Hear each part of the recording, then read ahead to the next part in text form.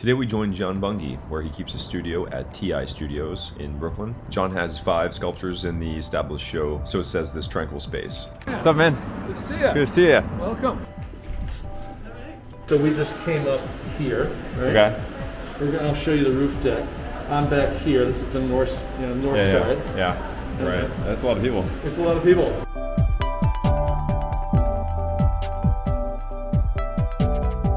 It's a fairy tale in here. It's a forest.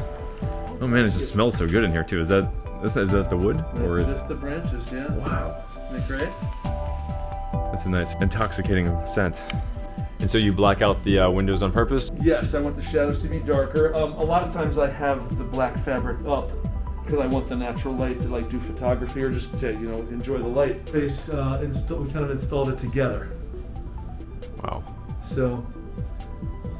So I started, I had a whole previous career in social work. And I was working with people that had a lot of challenges. They were lower income, maybe incarcerated, maybe they'd been homeless, domestic violence, substance abuse. So I think I needed a therapy and I got back to art, and it was really tremendously therapeutic, and I started with painting. So over here is probably the oldest work in the studio, Rick, is this painting right here. I like abstraction, very abstract. Oh, it has a kinship with the wood pieces. Exactly, right? Lines, patterns, movement, and then I started doing collage work. One thing I fell in love with was this paper from Thailand and Nepal, and with the fiber in it, and you can get the transparency. These are some older works here. These are just collage. I enjoyed the control you have with collage. I did an MFA, Rick, later in my life, and in my MFA program at City College of New York, they want you to diversify, right? So if you're a two-dimensional artist, they want you to take a sculpture class. If you're a 3D artist, they want you to take a two-dimensional class, painting, drawing. And so I needed to take sculpture. I'd never done much sculpture except back in high school.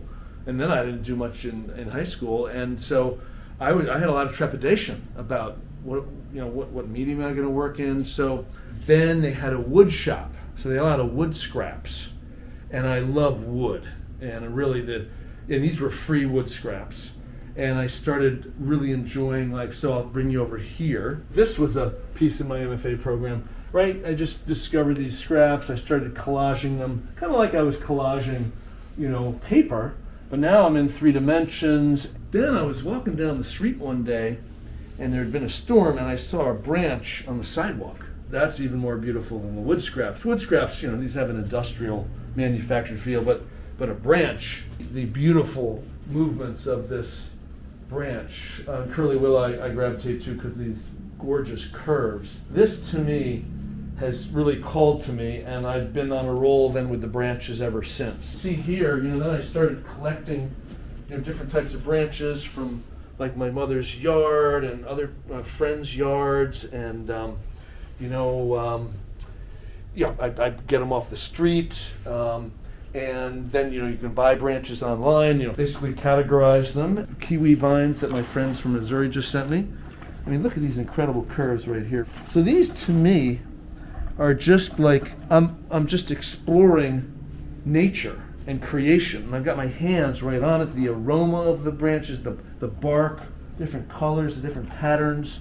This sculpture over here, look at the amazing bark on there.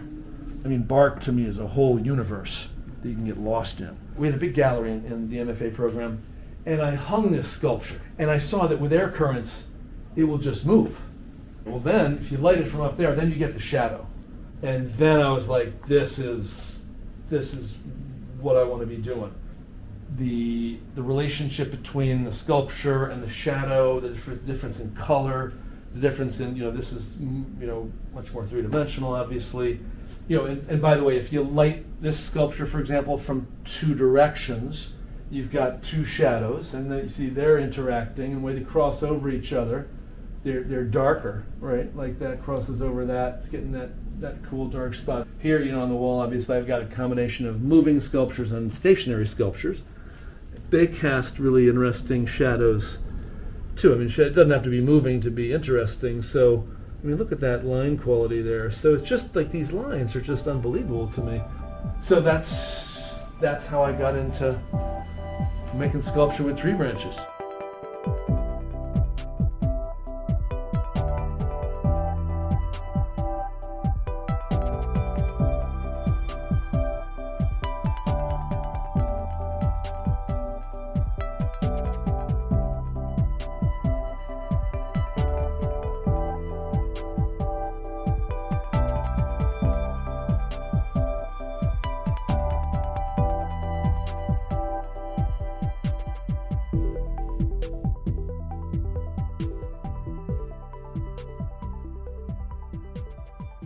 So for example here, this is curly willow.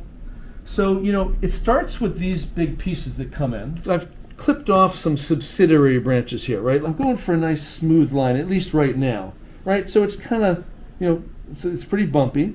So then I use my clipper to take these down as much as I can, and then I'll use a Dremel to actually smooth these out. So I'll turn this on, and you know, this will take that bump down faster, right? And then I will use one of these little sanding sticks, and then I can get in there by hand. Then I paint it to match the rest of the branch. So then, you know, here's the new branch coming on. So, you know, I like this form, right? I like that curve. I mean, these are, and then I started just putting these pieces together in a way that excites me.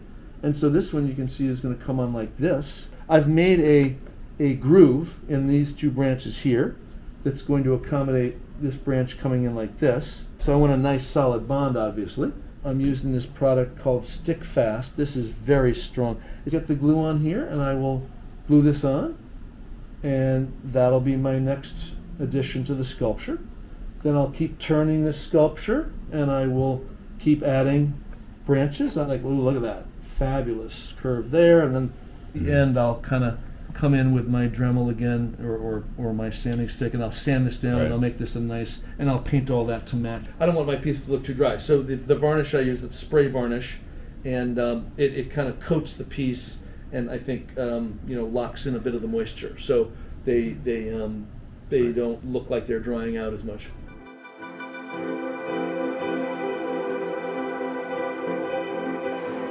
There are actually 5 in the show. I brought the strongest stuff that I thought I had. It's one thing sculpture can do. If you hang it, it can hang anywhere. It can hang in the middle, it can hang in the corner. When we hang the sculpture, Rick, and it does this rotating thing, to me, that fit the theme of the tranquil space, right? I am going, as I mentioned, for the meditative, and dare I say, spiritual, feeling of peace and kind of appreciating nature.